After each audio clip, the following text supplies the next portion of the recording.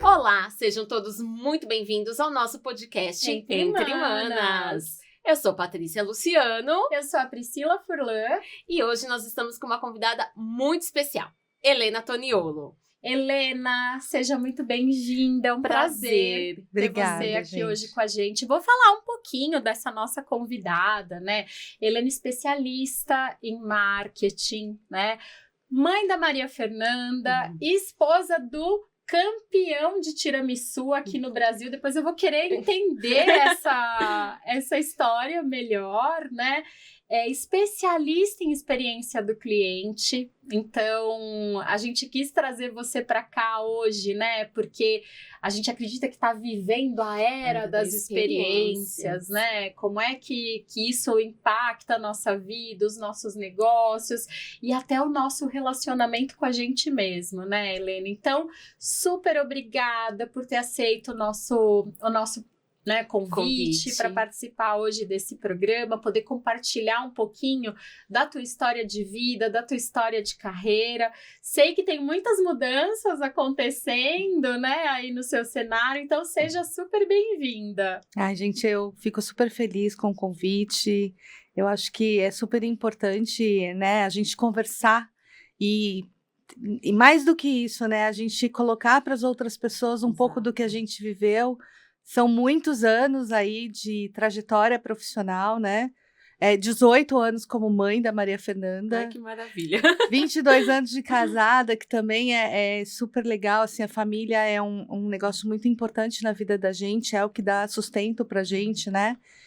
No decorrer de toda a trajetória profissional, não dá para desvincular o papel da família aí, né? É verdade. E eu fico muito contente pelo convite de vocês. É um prazer estar aqui. O prazer é Que nosso. Bom, nosso objetivo é esse, é promover aí conversas sobre a vida real, né? Sobre as coisas do dia a dia e poder compartilhar essas experiências, né? E por falar em experiência, te conhecendo, né? Mesmo que mais recentemente, eu sempre vi você como uma pessoa apaixonada pela experiência do cliente, né?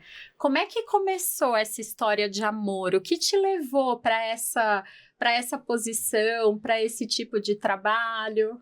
Olha, Pri, a história é tão longa que ela não tá toda ela no meu LinkedIn, né? Ela começa muito antes, assim, do que tá lá no LinkedIn de verdade. Então, assim, eu sempre atuei na área de relacionamento com o cliente, mas a minha experiência mais consolidada que eu digo que foi, assim, não o início, não foi ali que o bichinho foi picado, mas a experiência mais consolidada na área de relacionamento com o cliente começou numa indústria de linha marrom, que foi a Gradiente, uma empresa que eu fiquei por 7 anos lá. Mas ali, por que eu falo que começa ali, né? Antes eu já tinha trabalhado em shopping, como vendedora, já tinha atuado em outras empresas, mas ali eu comecei a minha trajetória ali na área de relacionamento com o cliente, com uma pessoa hoje que é muito referência, ainda é muito referência no setor, que é a Ana Maria Monteiro, da M3 Telemarketing. Na época era a M3 Telemarketing, então assim, a Ana era responsável por tanto recrutar as pessoas que trabalhavam na Gradiente, quanto fazer a capacitação dessas pessoas. Então assim, ela é uma pioneira no setor e ela sempre foi uma referência no setor de relacionamento com o cliente. Então foram muitos anos, mas toda vez que alguém me pergunta onde começou a paixão começou, o ano é 2008, quando eu fui trabalhar no Banco Real. Ali eu falo que eu fui picada verdadeiramente pelo bichinho da experiência do cliente. A gente nem falava em experiência do cliente ainda, né? Não se usava esse nome. Quem trabalhou ali sob a gestão do Fábio Barbosa, eu costumo dizer que tem tatuado na pele a paixão pelo cliente, né? Porque existia muita congruência entre o que o Fábio descia para a liderança dele e o que a liderança dele descia para os demais. Então, em 2008, eu fui convidada, eu já tinha uma amiga que trabalhava no banco, e ela trabalha no banco até hoje, só que agora é Santander. E aí ela me convidou para a ouvidoria, para ser analista de relacionamento e endomarketing da ouvidoria do Banco Real. Ali eu tinha a Gislaine Galete como ouvidora do banco na época. Hoje a Galete está com a Galete Chocolates, inclusive, mas ela continua. E quando a gente fala assim, quem trabalhou no Banco Real tem o bichinho, que se olha a Galete, ela também tem muito esse DNA de preocupação com a sustentabilidade, coisas que a gente tinha muito intrínseco no banco, né? Então eu falo que ali começou tudo. Eu fui picada pelo bichinho. A gente nem falava de experiência do cliente, mas ali as coisas aconteciam verdadeiramente. Foi a primeira vez que eu ouvi que um problema era uma oportunidade. E isso é uma mudança, né, radical de pensamento, né? Porque a gente tem uma tendência natural a querer fugir dos problemas, né? Exatamente. Isso é verdade. Exatamente. E assim, o banco não fugia da sua responsabilidade de atender bem o cliente. Tanto é que quando a gente fazia uma análise, né, o meu papel também ali ser uma guardiã das informações de saque e ouvidoria do banco. Então eu mapeava os outros players. A maioria escondia os telefones de saque e ouvidoria. Aquela No letra rodapé, miúda, né? né? No rodapé do site, entendeu? Não, o Banco Real não, ele entregava, era um cartãozinho de papel, parecido com o cartão de plástico, o cartão que você faz as transações bancárias. Então, você tinha um papelzinho. Gente, ó, eu me lembrei disso agora, é muito louco, né? Como você vai lembrando das viagem no coisas. tempo. Porque imagina você entregar um papel parecido com um cartãozinho de papel, parecido com o teu cartão de transação bancária, com o telefone de saque e ouvidoria e ainda falar para você assim, olha, se você tiver um problema com o banco, entre em contato com a gente. Então, assim, isso é deixar o canal muito aberto. Sim. Né? Mas a gente não falava só de experiência do cliente, a gente já falava naquela época de experiência do colaborador. Então, toda a estratégia permeava de dentro para fora, né? Como que eu engajo o meu público interno a ser preocupado com a experiência do cliente. Hoje a gente fala de employee experience, né? Bastante. A gente já ouviu o Fábio falar lá naquela época, né? Tanto é que a gente tinha um canal de relacionamento interno para o colaborador também reclamar, quero funcionário, seu cliente mais engajado. Então, assim, você incentivava que o próprio funcionário também trouxesse né, a realidade dele. Exatamente. É muito legal, foi uma experiência incrível. Então, assim, quando me perguntam, eu tive uma base muito forte, né, lá atrás, quando eu iniciei lá na Gradiente, mas no banco foi uma escola para, assim, quando a gente fala de experiência do cliente, né, porque tudo que a gente viveu e aprendeu ali, e eu trabalhei pouco tempo no banco, mas foi o suficiente para eu entender que era isso que eu queria. E isso acabou direcionando outras escolhas profissionais que você fez de alguma forma? Toda a minha trajetória profissional, a partir dali, então, girou em torno do que o banco trouxe para mim de conhecimento e do quanto ele foi de escola para mim, entendeu? Não dá para esquecer. Às vezes a gente fala assim, nossa, mas ele é muito saudosista, né, do banco, mas não é, marca tanto a gente, Sim. né, e assim, o que é mais, embora assim, eu me considero uma pessoa de muita sorte, porque a minha trajetória profissional, ela foi permeada por grandes empresas, então eu trabalhei no Banco Real, eu trabalhei na Gradiente, que era uma grande indústria de linha marrom. Eu trabalhei no Banco Real, virou Santander depois eu fui para a NET, para a Sky. Grandes nomes, Grandes nomes, entendeu? Então, assim, mas não é nem isso, né? Passar por grandes empresas é um privilégio para a gente. Sim. Mas quando a gente fala de profissional, quem você se torna, o que importa, na verdade, foram as pessoas que passaram junto com você nessas empresas, entendeu?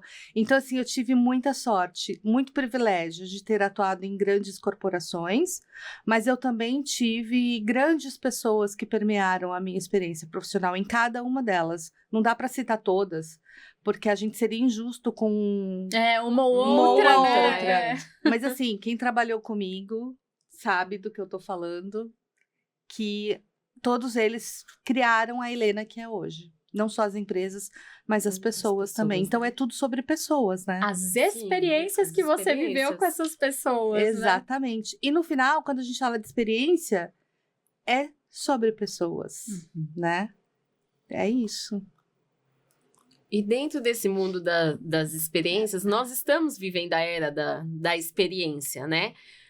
No seu ponto de vista, você acha que isso é uma novidade no corporativo? Ou é apenas uma coisa que já existia e mudou-se o termo? Só trouxeram um nome mais colocaram bonitinho, um nome mais bonitinho. Né? Na verdade, assim, eu acredito que já existiam empresas e pessoas com essa visão de experiência do cliente, né? Mas isso foi evoluindo no tempo. A gente não falava de experiência, a gente falava de relacionamento, cultura de servir, cultura centrada no cliente. Então, assim, a gente hoje se fala muito em experiência, né? Mas isso foi evoluindo. E na minha visão, assim, por que foi evoluindo? Porque à medida que o consumidor foi se tornando mais exigente, a gente foi abrindo mais os canais de voz dos consumidores, a gente tem aí tanto a evolução tecnológica, a digitalização das empresas, quanto a abertura de redes sociais. Então, você foi abrindo os canais para esses consumidores. Ele se tornou mais ciente dos direitos e deveres. Em 2011, quando eu fui para a NET, eu criei o primeiro perfil de atendimento no Twitter para o segmento da NET, de telecom. Foi a primeira empresa que tinha um atendimento feito no Twitter. Então, assim, você amplia, você faz muito mais barulho, né? Entendeu? E aí você acaba se preocupando mais com o que o teu cliente está falando. Então, deixa de ser só sobre um excelente atendimento. E passa a ser mais sobre melhorias, processos, engajamento de colaborador, porque, na verdade, o CX é isso, né? É um conjunto de atividades, de coisas que olham tudo isso. A voz do consumidor é uma parte do CX, mas, assim, o quanto você está ouvindo esse consumidor e o quanto você está implementando as melhorias que ele está te falando, o quanto você está engajando as demais áreas da empresa para ouvir também o seu consumidor.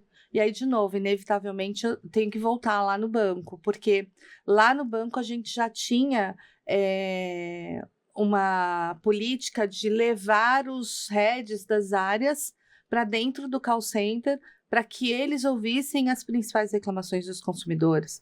Gente, eu vou falar um negócio aqui que vai entregar a idade, né? Mas Discman. A gente tinha, dentro da diretoria de estratégia de marca e comunicação corporativa, um Discman para ouvir os CDs. Para ouvir os CDs com as reclamações dos clientes. Então, olha assim, que trilha sonora, hein? Delicada. Mas assim, como que você engaja o cara de produtos a criar um produto que não vai impactar negativamente na experiência do consumidor, entendeu? Porque quando você abre espaço para escuta, eu acho que você gera uma expectativa enorme, né? Falando isso da perspectiva de RH, né? Cada vez que a gente submete uma organização a uma pesquisa de clima, né? A gente gera uma expectativa enorme nas pessoas de que coisas vão mudar a partir daquele resultado, né? Você vê o cliente desse mesmo jeito, assim? Sem dúvida. E é super importante, né? Você tem que... Por que ele te liga para reclamar? Porque ele espera que você tenha uma atitude com relação àquilo, entendeu? Né? Então, antes, era muito sobre reclamação, sobre, né? Mas não, isso foi sendo potencializado. Então, assim, eu acredito que existiam já empresas e pessoas com essa mentalidade de experiência do cliente, mas com a potencialização da voz do consumidor, as empresas foram enxergando que era necessário ter um conjunto de outras coisas que melhorassem isso. Então, deixa de ser só sobre atendimento, passa a ser sobre cultura, melhoria de processos, mudança de pensamento, de mindset mesmo, de toda uma organização e transparência, né? Porque você muda e você diz para o mundo que você está mudando. E as pessoas enxergam. E é legal porque a gente é cada vez mais convidado também a opinar, né? Eu vejo os mecanismos do Google. Você não quer escrever uma avaliação sobre esse lugar? Muita coisa, né? Muitos aplicativos que a gente usa, os próprios aplicativos de banco, né? Eles mandam, às vezes, no nosso e-mail, por favor, avalie o nosso, né? Entre no Google, dê suas estrelas, faça o seu comentário. Isso, deixe seu comentário. Porque é importante, né? Uma das coisas que você vê em CX, né? Você precisa criar mecanismos para ouvir o teu cliente. Sim. Então, assim, toda vez que você tem uma interação com uma marca, vem logo depois uma pesquisa de satisfação, assim, é importante você responder essa pesquisa de satisfação, porque você tem um canal aberto, a empresa está te dando um canal aberto ali para você dizer para ela se a experiência foi boa ou se foi ruim, né? Então, é importante. O canal tem que estar sempre aberto. E é uma via de mão dupla mesmo. Sim. Muito bom. E eu acho que a experiência de vocês com esse conteúdo tá sendo super produtiva, super feliz também. Então, fiquem de olho no nosso próximo episódio.